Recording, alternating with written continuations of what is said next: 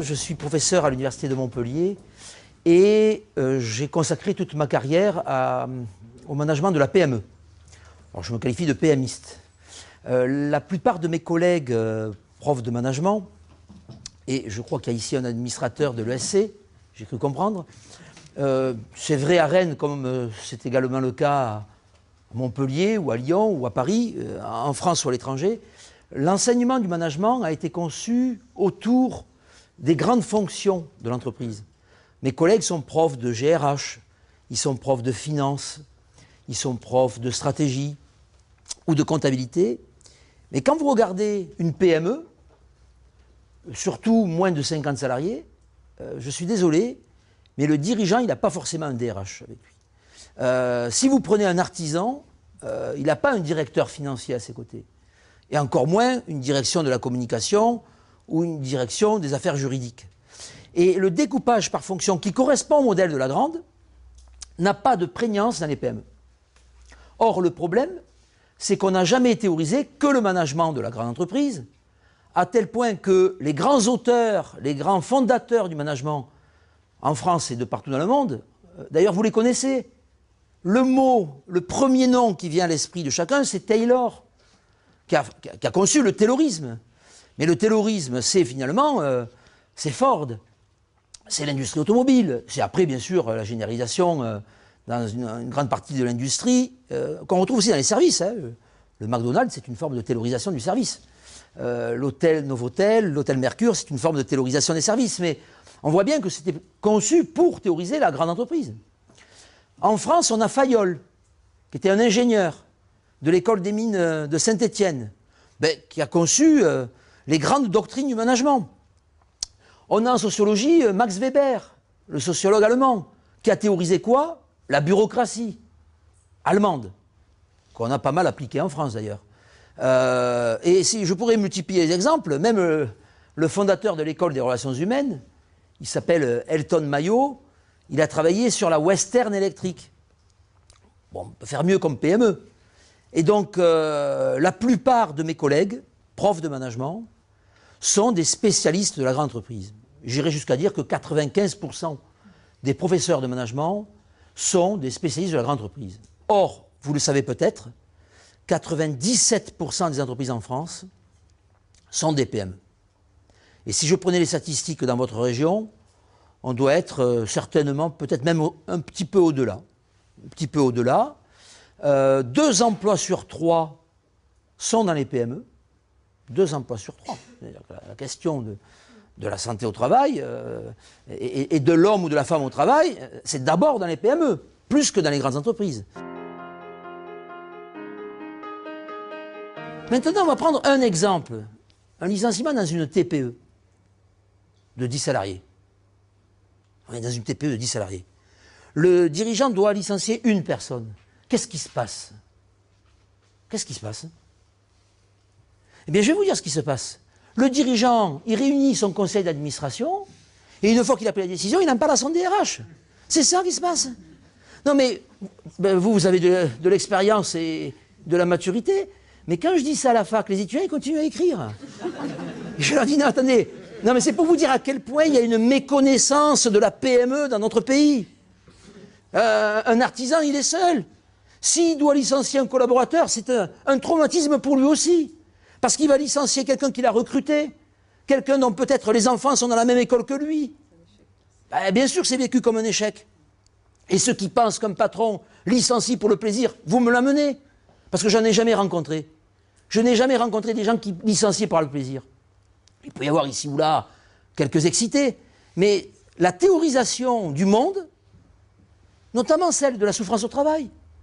Si vous lisez De Jour, si vous lisez Irigoyen, mais c'est très important, l'idée c'est que la souffrance, elle résulte toujours d'un effet de domination. Le patron étant le dominant, il ne peut pas souffrir. Voilà ce que disent mes collègues.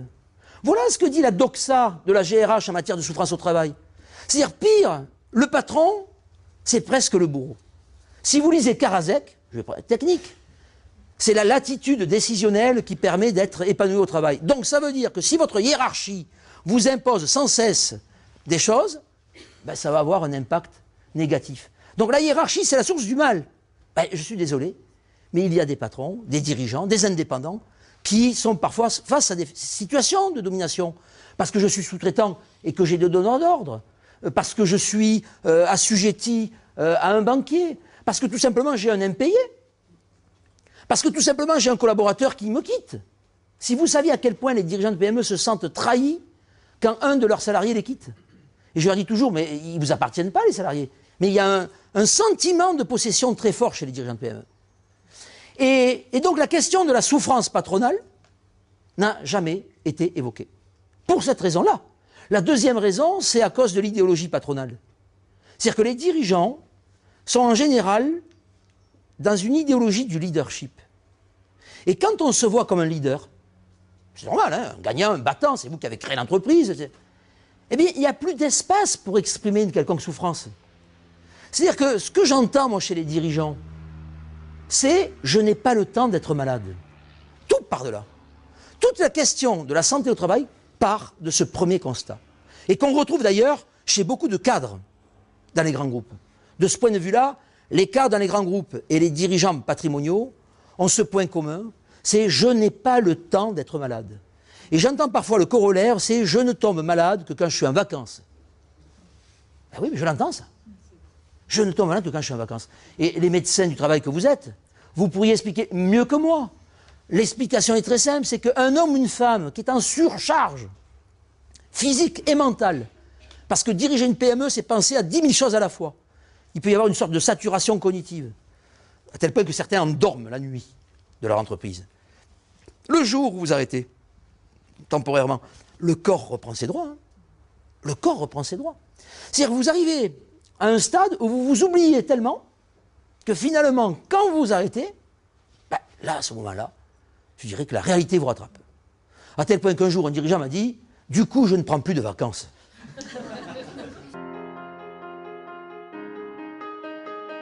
Quelles sont les hypothèses que nous avons faites avec Amarok sur la santé des dirigeants? D'abord, et là on retrouve aussi les cadres, la question du stress. Alors, et ça, c'est une grande question. Pour nous, en santé au travail, la question du stress, c'est une grande question. Il n'y a pas si longtemps que ça, il y avait encore une théorie qui disait qu'il y avait un bon stress et un mauvais stress. Ne comptez pas sur moi pour vous dire ça. Hein. Le stress, c'est pathogène. Toutes les récentes études épidémiologiques, que ce soit aux États-Unis, en France ou ailleurs, ont montré que, alors, c'est pas tant l'intensité du stress qui est pathogène en soi, c'est la durée d'exposition. C'est-à-dire que vivre en permanence sous tension, ça finit par avoir des conséquences sur la santé, et physique et mentale. Par exemple, le burn-out, un des déterminants, c'est la surcharge de travail, j'y reviendrai par la suite, mais c'est aussi le stress. Et donc, il y a des cas de burn-out et d'épuisement professionnel chez les dirigeants. On n'en parle jamais. Mais, quels que soient les lieux où je rencontre le monde patronal, que ce soit dans les chambres des métiers, avec l'UPA, que ce soit avec le MEDEF, ou avec la CGPME, ou avec le CJD, j'ai toujours des gens qui viennent me voir à la fin et me dire, écoutez, je vais vous dire, oui, effectivement, il est arrivé, il y a 2 ans, il y a 5 ans, il y a 10 ans, un cas de burn-out. Mais on n'en parle pas, c'est tabou. Toujours cette idéologie du leader. Je suis en forme, et je dois toujours être en forme. Mais c'est une réalité. Le stress est très très fort chez les décideurs. Très très fort. Alors après, ils s'en accommodent, y compris dans le discours. Moi, j'entends ces hommes et ces femmes dire « j'ai besoin du stress ». Le stress, c'est mon moteur. Je ne sais pas si vous l'avez déjà entendu. Alors, c'est un discours que je peux comprendre. Mais en tout cas, ne comptez pas sur moi pour vous dire que c'est bien. Le stress, c'est pathogène. Alors après, il y a aujourd'hui des théories récentes sur lesquelles nous travaillons, sur ce qu'on appelle les hindrance stresseurs et les challenge stresseurs. Pour le faire simple, je force le trait. Le stress subi, le stress choisi. Le stress subi est très pathogène. Le stress choisi, il est pathogène. Mais il est fortement modéré par un facteur qui, à mon avis, est essentiel, c'est la satisfaction au travail. La satisfaction au travail. C'est-à-dire un dirigeant qui décide de passer de 3 à 5 appels d'offres, il sait très bien que ça va lui occasionner du stress et de la surcharge, mais dès lors que c'est lui qui a pris la décision, eh ben, ça change pas mal de choses. Hein. Deuxième facteur, pathogène, la surcharge de travail. Donc ça, la DARES l'a montré. Les Français, contrairement à ce qu'on croit, font 38,4 heures de travail par semaine. Et ceux qui travaillent le plus, ce sont les cadres supérieurs, 55 heures. 55 heures. Un cadre supérieur dans un groupe, c'est 55 heures par semaine. Mais au-dessus des cadres supérieurs, il y a encore une dernière catégorie. C'est la catégorie chef d'entreprise. 65. 65 heures. Vous vous rendez compte? C'était un jour un dirigeant, je lui parlais de 35 heures. Il m'a répondu, moi je les aime tellement que j'en fais 2 fois par semaine. Vous voyez, on était à 70 heures. Et c'était Jean-François Roubaud de la CGPME que j'avais rencontré, qui lui me disait, moi je suis aux 35 heures, mais de sommeil par semaine. Et on en parlera peut-être du sommeil et de la dette du sommeil. Deuxième facteur, la surcharge. Troisième facteur, l'incertitude. Des salariés, ça c'est des épidémiologistes américains, qui sont dans un groupe qui restructure en permanence. Eh bien, les épidémiologistes ont montré qu'avec le temps, ça finissait par produire de l'ulcère, du cancer, de manière statistiquement significative. Bon. Et puis le quatrième facteur, c'est la solitude. Un salarié isolé ou esselé, c'est pas bon pour sa santé. Et là, ben, vous avez compris mes hypothèses. Quand on regarde les dirigeants d'entreprise, et surtout PME, le stress, vous faites plus attention. La surcharge de travail, je vous l'ai dit, c'est vous qui travaillez le plus. L'incertitude du carnet de commandes, c'est une réalité, ça, à laquelle est confronté tout chef d'entreprise. Le cadre supérieur, lui, peut être confronté à l'incertitude du budget. Bon. Mais s'il y a un petit déficit, il peut y avoir, parce que le groupe est là et il a diversifié, c'est toute la théorie de la diversification qui est là. Hein. Si vous regardez les matrices BCG, Adé Little, McKinsey, c'est fait justement pour compenser. Mais quand on est un patron patrimonial, les risques sont plus forts. Ça peut aller jusqu'à la risque de saisie, hein, si vous avez hypothéqué une partie de vos biens, si vous portez en gage. C'est quand même pas rien, ça. Hein. Et enfin, le quatrième facteur, c'est la solitude. Que vous employez souvent l'expression « je suis le nez dans le guidon ». Être le nez dans le guidon, c'est bien l'idée que ça renvoie à quelqu'un qui est un phénomène de solitude. Donc, si je regarde objectivement les travaux réalisés par mes collègues en santé au travail, parce que c'est vous qui avez mis en évidence tous ces facteurs-là, à juste titre, et si je le transpose aux travailleurs non salariés, c'est-à-dire ceux qui ne sont pas a priori dans votre case, ben oui, vous n'êtes pas dans quand vous êtes un travailleur non salarié, vous n'êtes pas dans la case. Bon, voilà, vous êtes ailleurs. Et vous n'avez pas de santé au travail. Voilà, vous êtes peut-être salarié, je ne sais pas, mais bon. Donc, et donc du coup, ben, effectivement, quand on le transpose à des gens comme vous, pour ceux qui sont ici dirigeants de PME, ben, vous cumulez les 4 facteurs. Donc la première hypothèse d'Amarok, c'était de se dire que finalement les dirigeants devraient tomber comme des mouches.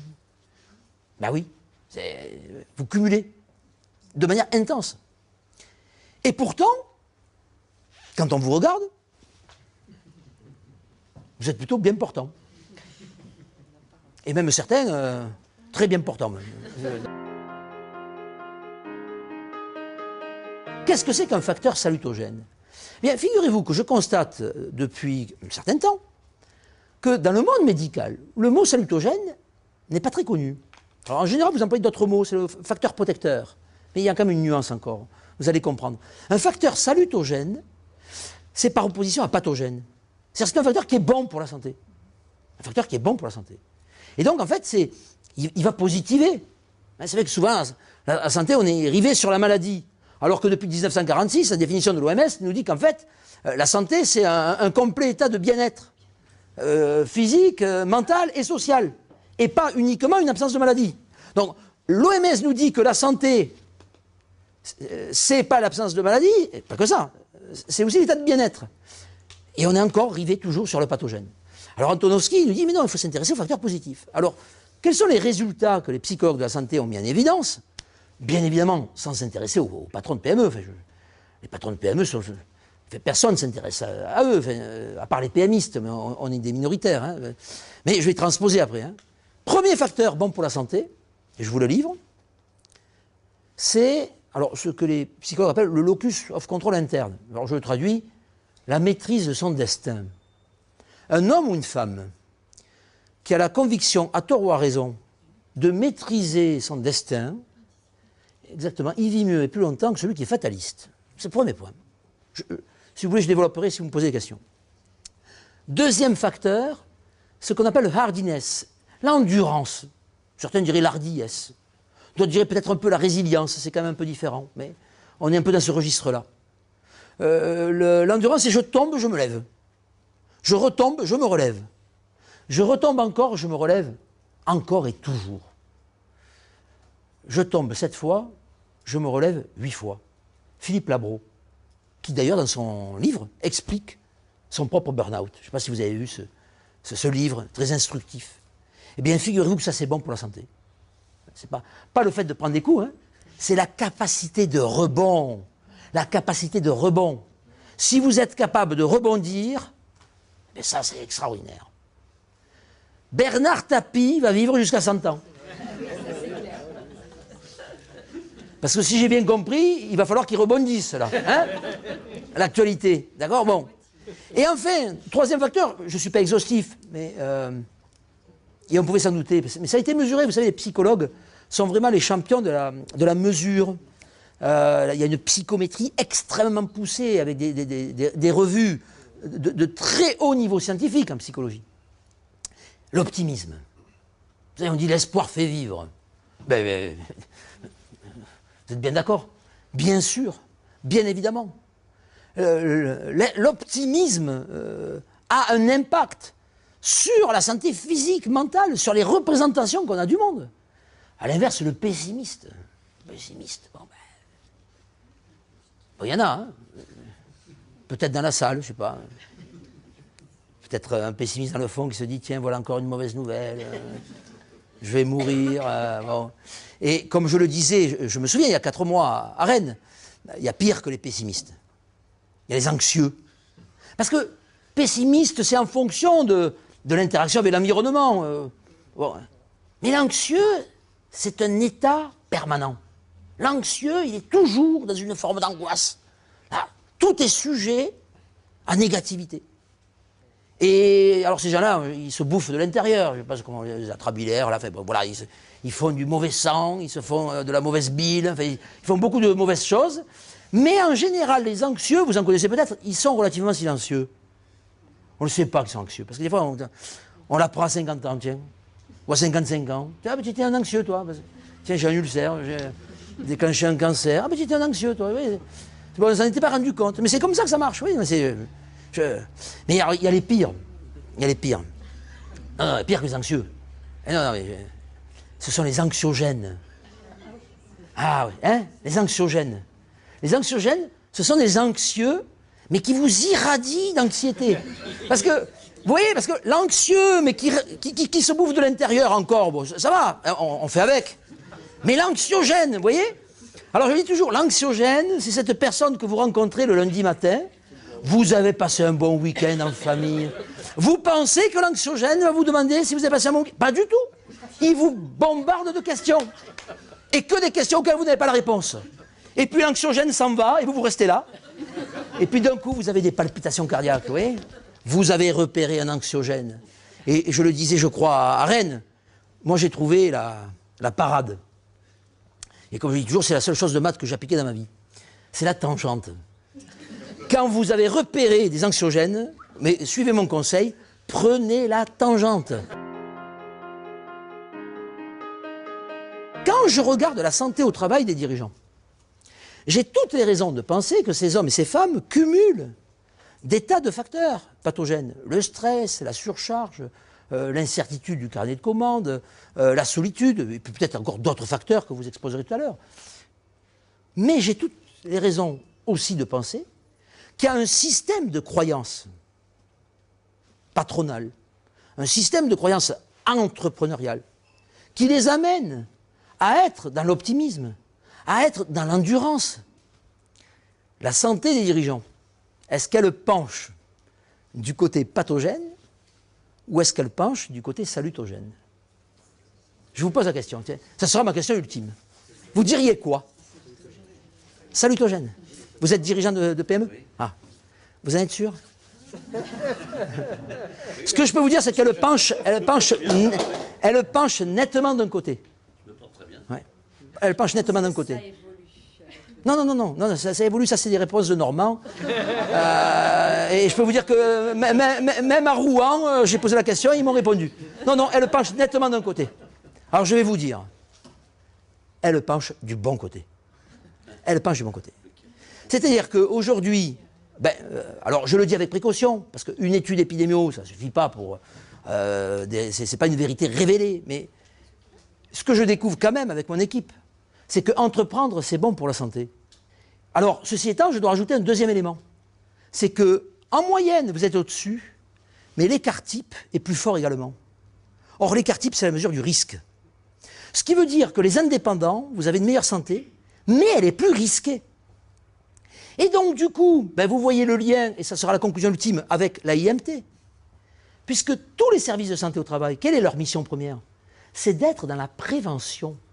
C'est-à-dire que, pourquoi les médecins du travail m'aident dans mon entreprise? C'est parce que les médecins du travail, mieux que n'importe quel autre corps de profession, vous êtes dans la prévention, en permanence. D'ailleurs, je crois que vous n'avez même pas le droit de faire du curatif. C'est la loi qui vous l'en a empêché. Bon, il y a toute une histoire sur ça, mais bon, vous la connaissez aussi bien que moi. Mais, et donc, si entreprendre c'est bon pour la santé, c'est très bien, c'est une bonne nouvelle qu'on le dise, surtout dans un pays où on manque cruellement de vocation. Mais par contre, ça veut dire que ces hommes et ces femmes, quand certains d'entre eux craquent, ils tombent plus bas. Et pourquoi ils tombent plus bas? Parce que d'une part, il n'y a pas de filet de sécurité pour les travailleurs non salariés, il n'y a pas des assurances, etc. Puis deuxièmement, ils sont tellement câblés sur la maîtrise du destin que le jour où ils sont face à une forme d'impuissance soudaine, ça les rend fous. Il n'y a pas le bon décodeur. Et donc, je dis, essayons d'inventer ensemble. Et à Maroc, tout seul, n'y suffira pas. C'est une petite structure de rien du tout. Mais bon sang, essayons de réfléchir tous ensemble dans ce pays, comment on pourrait inventer des méthodes préventives pour la santé au travail des dirigeants.